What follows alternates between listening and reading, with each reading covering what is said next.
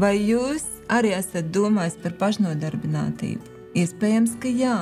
Iespējams, jums ir hobijs, tas ir kāda aizraušanās, ar ko jūs ieprieciniet savus draugus, radus paziņas, bet esat sapratis, ka to varētu pārvērst arī par biznesu. Tad pelnīt ar šo savu nodarbošanos, gūt ieņēmumus, vai nu papildus jūsu darba vietai, tad darba attiecībām, vai nu pārvēršot to jau par galveno jūsu ienākumu avotu.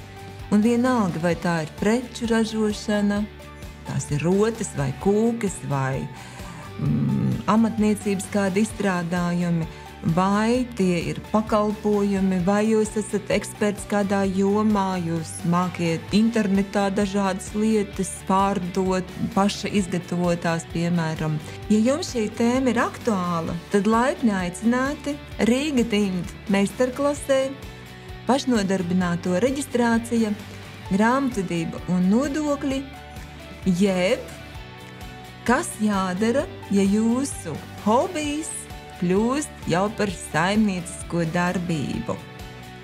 Laipni aicināts ik viens!